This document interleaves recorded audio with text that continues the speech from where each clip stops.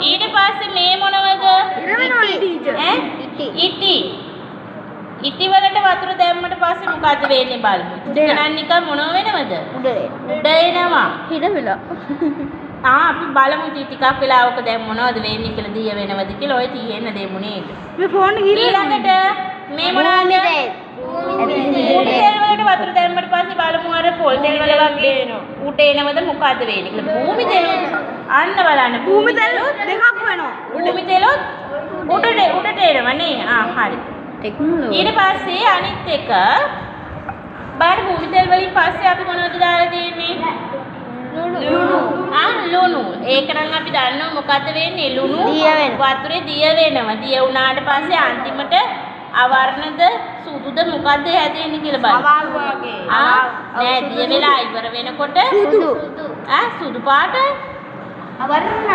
අවර්ණ වෙනවා නේද? හොඳටම දිය වෙලා ඉවර වුණාට පස්සේ පාටක් නැති වෙයි. අපි තියෙන දෙමු.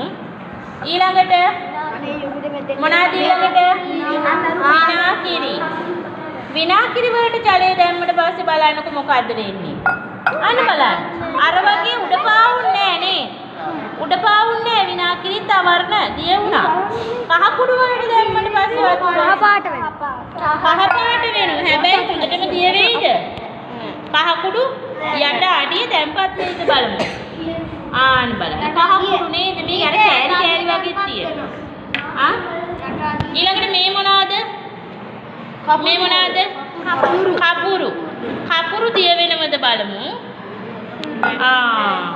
කපුරු යට යන. කපුරු යට යනවද? උඩක් දෙනවා යටත් යනවා. බලමු දිය වෙයිද කියලා නේ. කපුරු ඕන අර ලොකු කෑලිනේ අපි කොටලා ගත්තේ කපුරු. ගොඩක් කුඩු නෑ. ටික වෙලාවක් යනකොට හැබැයි දිය වෙනවත් වගේ නේ බලමු. කපුරු යට අඩිය තැම්පත් වෙලා තියෙන ටික. Oh my god. නේද? ඊළඟට ගත්ත මොනවාද අවසානයේටම? ආප සෝඩා. ආප සෝඩා දිය වෙනවද බලමු. ඒක නම් දිය වෙනෝනේ. ඒක නම් දිය වෙන ඉක්මන. ඒක ඉක්මනින් දිය වෙනවා. ඊට ආප සෝඩා කියන්නේ ඒක ආපාදන.